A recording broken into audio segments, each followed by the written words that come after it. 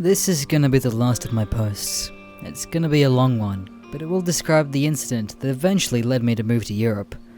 I thank you all in advance for reading my ramblings, and I especially thank those of you who believe me. It all started when Peter got a terrible idea. He suggested that we found a central point in the forest, perhaps near a lake, or anywhere deer were known to frequent. There, we would set up a blind, in one of the biggest trees there, and camp out for a week or so, shooting any deer that seemed off. At first, I called him a dumbass, seeing as our job was to preserve the wildlife rather than mow it down. To be honest, I was also terrified at the thought of spending an entire week in the middle of nowhere. He called me a pussy and gave me an ultimatum. Either you go with me, or I go out alone. I wasn't about to let my best friend go out there all by himself for a week. He probably knew that, and used it as bait. We drove to the local hardware store and picked up the necessary equipment for our little project. Screws, wooden planks, rope, etc, etc. Then, we went shopping for other supplies, such as canned food and water. We loaded our ATVs with all of our gear and set off into the wilderness. I wondered why Peter suddenly wanted us to do something so rash and stupid, but figured he had just had enough. I didn't blame him. The weird thing was though, we actually had not experienced anything unnatural for almost half a year up until that point. Part of me wondered if he actually wanted to seek it out, for some reason. He never told me why he decided to lead this retarded crusade against the deer, but I still went with him so that I could watch his back. We eventually found a pretty large lake, surrounded by big, beautiful trees. It was early August, so we weren't in any danger of freezing to death while we slept. We started building our blind, which ended up being more of a wooden platform, 5 or 6 meters above the ground with a great view of the lake. By the time we were finished, the sun was setting. We had no sign of wildlife while we built our blind, but figured that was due to the amount of noise we made. Our plan had one huge flaw that we had failed to realize. Fucking mosquitoes. We had no cover. We were placed right next to the goddamn mosquito capital of fucking Russia. We caught no sight of anything strange on the first night, except for each other's swollen faces. At the dawn of the next day, we awoke to the sound of something splashing around in the water. We peeked over the edge of our blind and saw a doe, along with 2 fawns. We observed them for about 15 minutes, before we determined that they were pretty normal. Similar incidents happened every once in a while the first couple days, nothing out of the ordinary. I felt relieved, and wondered if they had migrated to some new place, planning on terrorizing some new ranges. But, for some reason, Peter seemed extremely tense, and would curse under his breath. Hey, Peter, what the fuck is going on, man? He looked at me with a hollow expression and sat up beside me. He explained that he'd been having nightmares about the deer. He felt that if he had killed some of them, he could prove to himself that he had nothing to fear. The poor guy hadn't had a decent night's sleep in over a month at that point. He almost started crying while he told me about these things, which really showed me how close this guy was to the edge. I had to help him, so I stayed with him and kept a lookout while he took a nap. I hadn't told him anything, but I'd actually been looking into how much it would cost to move away from Russia. I hadn't said anything, because I wasn't really planning anything. Besides, I didn't feel like I could just leave him behind. I kept an eye on our surroundings for several hours, and almost decided to just lay back and enjoy the view of the lake, when I heard something approach our left. Out of the tree line stepped a long stag. I waited a bit, to see if it would behave strangely before I woke Peter up.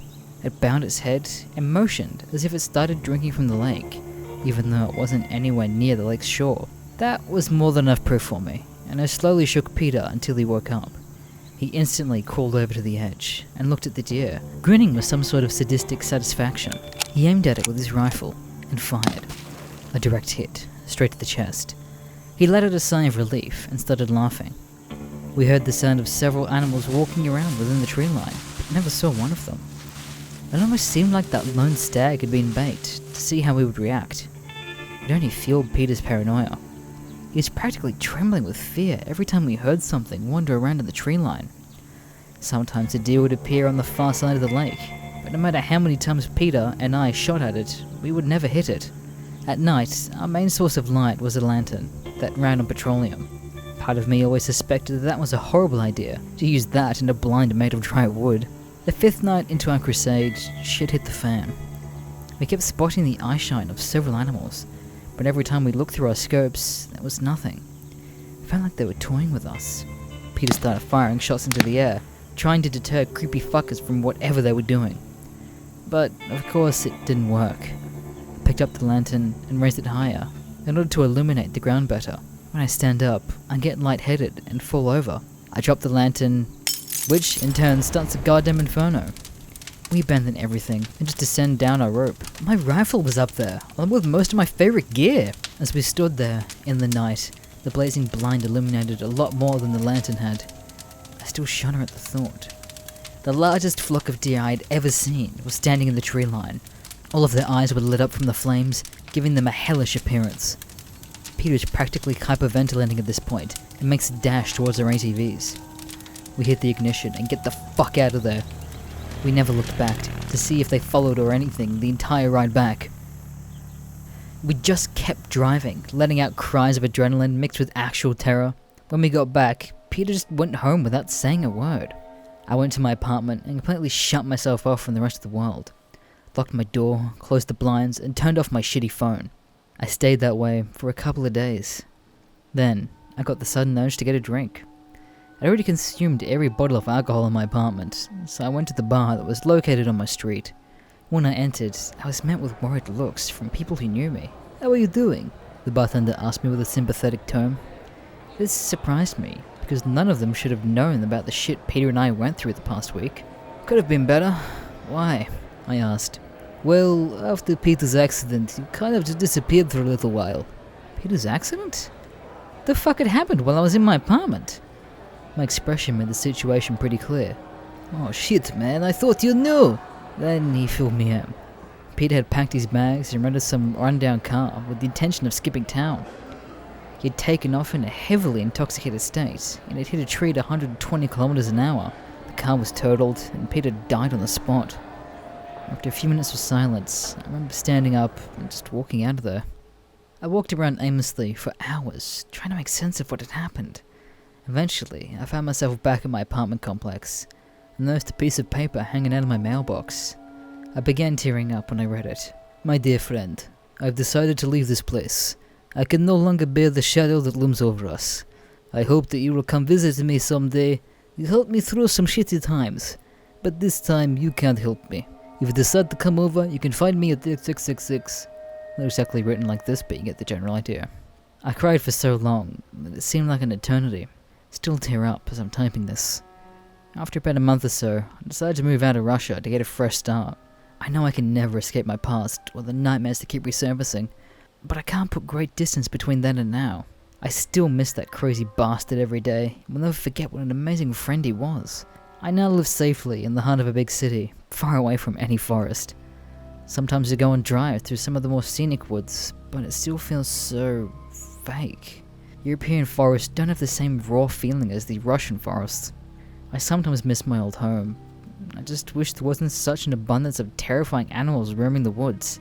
I haven't experienced anything unnatural since I moved, and I finally learned to sleep properly at night. I regularly speak to a psychiatrist about some of my experiences, and I feel more in control of my fears now. Well, that's my story. Believe it if you will. Either way, it is very real to me. And next time you get the chance, please raise a glass to Peter, honor his memory, and the man he was.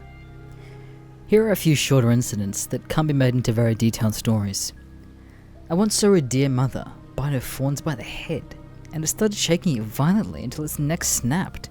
She then dropped it to the ground and nudged it a couple times, as if it didn't quite understand what she had done. Didn't stay to observe, because I was a bit freaked out.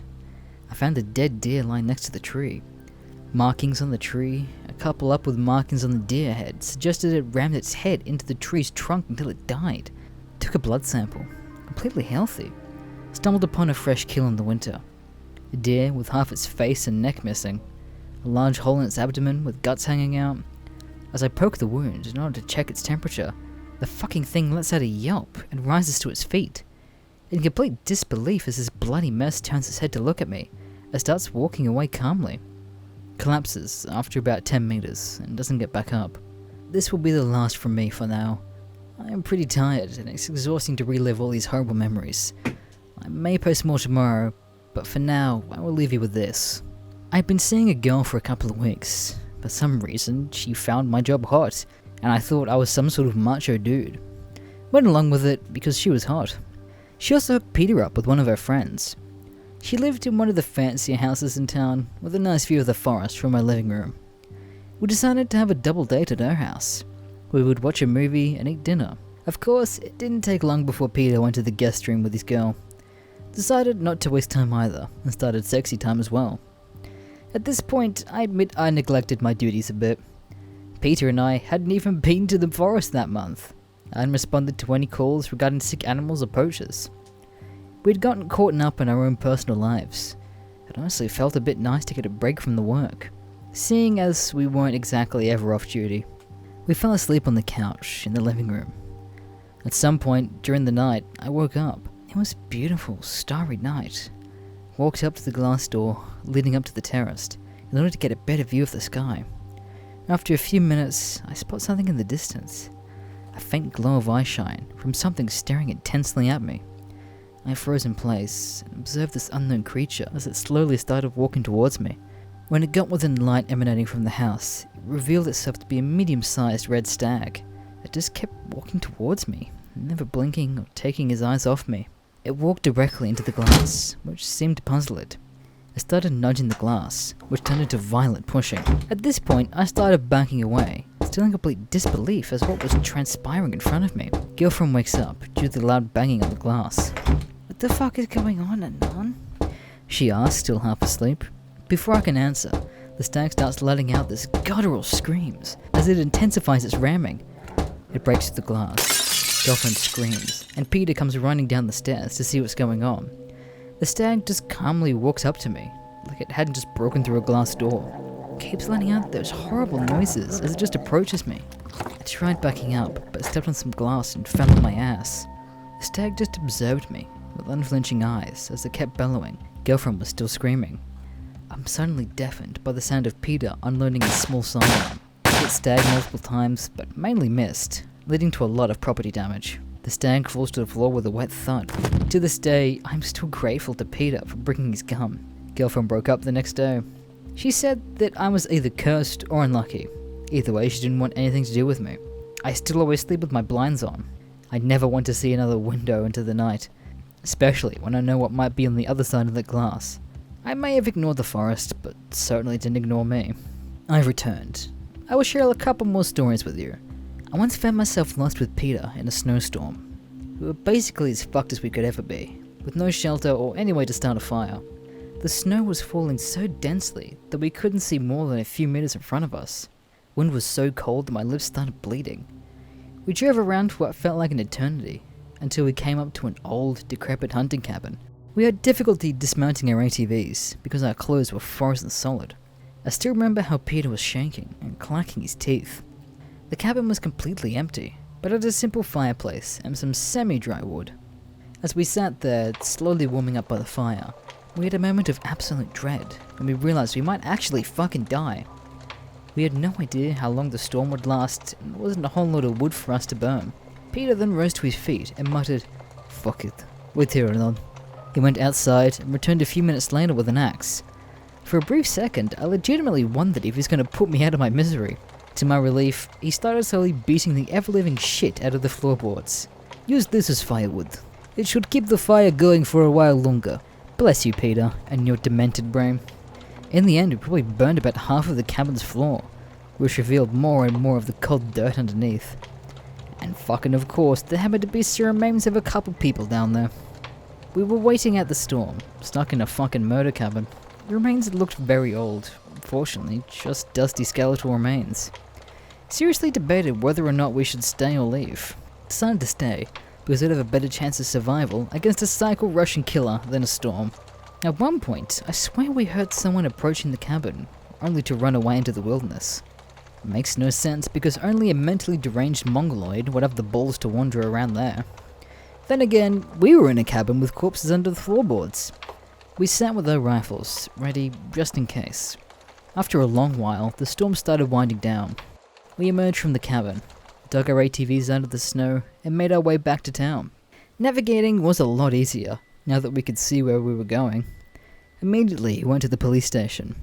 They were surprised to see us, since they'd already reported us missing/dead. We told them about the cabin, and agreed to show them the way the next day. I slept for about 14 hours after soaking in a tub of hot water. Best sleep I've ever had. We met up with the officers and led them through the forest to the cabin. It was fucking gone. There was no trace to be found of it whatsoever. The trails left behind from our ATVs were still very clear, even the spot where we dug them out. But the cabin was just not there. There was a clear area where it had been, but there was nothing but a fresh layer of snow. The officers looked irritated and said that we were wasting their time. They said we must have been hallucinating, or that we drank too much of Peter's homebrew. It still makes no sense to me. Never found an explanation. Peter and I had been on one of our excursions in early autumn, when we came across a panicked hunter. He begged us to help his friend, who'd been attacked by a bear further up the trail. He drove us to where the incident had occurred, but it was already too late. His friend, who was fucked up beyond belief, face ripped off, gutted, limbs bending in unnatural positions, almost threw up at the sight. We decided that this bear was too dangerous to be left alive, since it was roaming freely close to the town. We started looking for tracks to get an idea of where it was headed. The hunter was just sitting up against a tree, too shocked to react to what was going on. He kept describing the creature as a bear, and then we asked him. The thing is, we only found deer tracks at the scene. Against our better judgment, we started tracking the fucker. I swear there was a constant stream of cold sweat running down my back while we hunted this nasty motherfucker. Would honestly rather have been tracking a bear at this point. We reached a clearing at some point where we found a piece of the guy's face hanging from a thorny bush. We were shitting enough bricks to build the new Berlin Wall at this point, but we trekked on. We finally caught sight of the fucker. It wandered aimlessly around in circles, almost like its internal compass was fucking up. This time, I was the one who shot it. Couldn't let Peter have all the fun. Hit it in the head. Instant death. Chunks of flesh were still hanging from its antlers. We had to collect the individual pieces and put them in a plastic bag so that we could deliver it to the morgue with the rest of the body. We gagged as we did it. It was so fucking horrible. I had to drive the shocked hunter back with us so that he could deliver his testimony. "Why did you tell us it was a bear?" Peter asked him. "You would never have believed me," he said. He answered, "If only you knew." Peter and I were hanging out at his apartment one night, sharing stories and drinking. Sat out in his small balcony and smoked when we got a call from the police station. There had been strange sightings of a large animal, presumably a bear, roaming the area. Some locals were pretty spooked and reported it to the police. Of course, it fell under our jurisdiction. We decided that we would check it out in the morning. We didn't feel like chasing some large identified creature while we were half drunk and the sun had gone down. Sit for a few more minutes, just chatting when a deafening screech echoed out from beyond the tree line. We were silent for a couple of minutes. "Fuck me, that was loud," Peter said. "No shit, jackass." We decided to check it out. Operation Half-Drunk Russians Packing Heat commenced.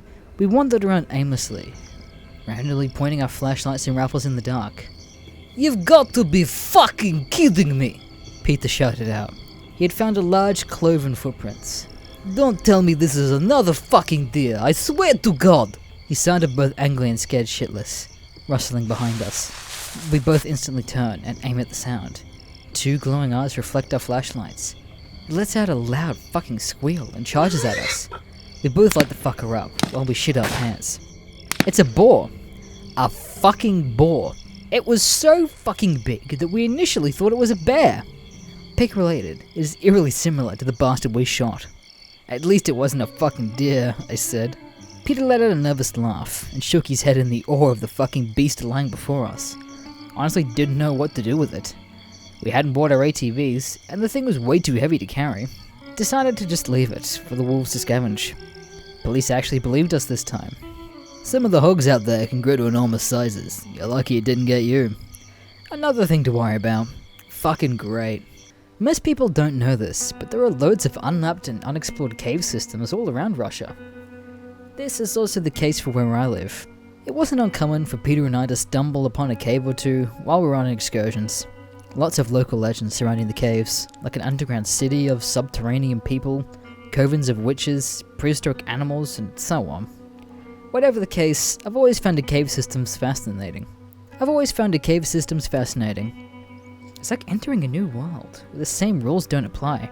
So when the police mounted a rescue team to help a teenager who had gotten trapped in one of our caves, I didn't hesitate to volunteer. At this point, Pietr and I were respected, and were well liked with the police. They trusted us, and included us in some of their work. Pietr didn't come along this time, because he was too hungover.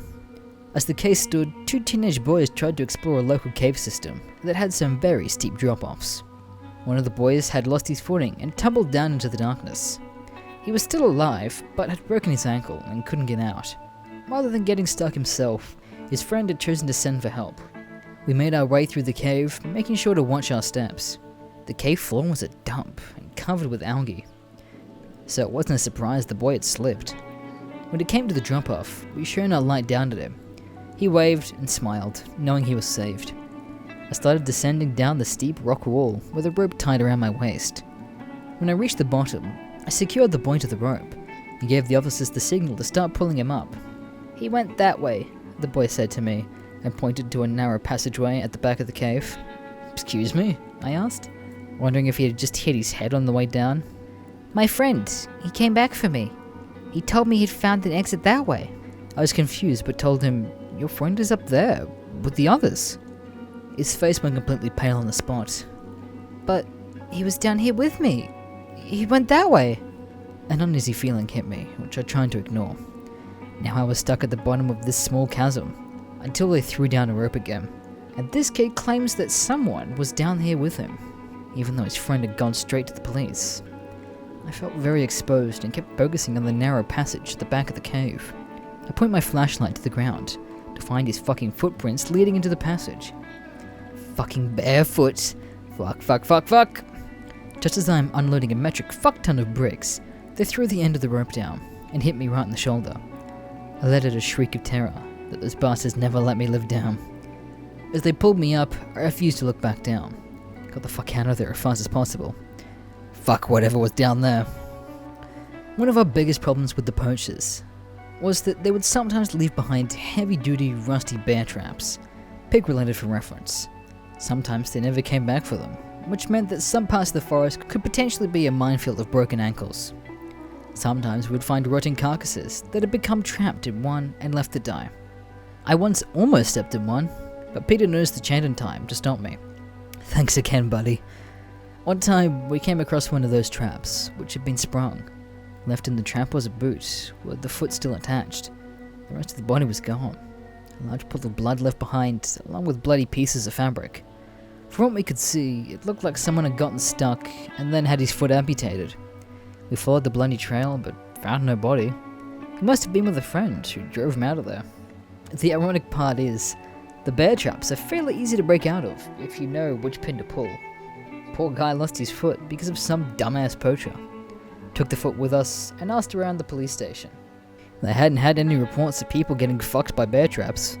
This guy didn't even go to hospital. This meant that he'd either been a poacher himself, or just one tough son of a bitch. Never found him, or heard from him since. Still, finding a severed foot is never nice, especially when you know the type of shit that's out there. Thank you for watching this video. Make sure to subscribe to Mr. Green and check out all of his social medias down below. My name, Goda.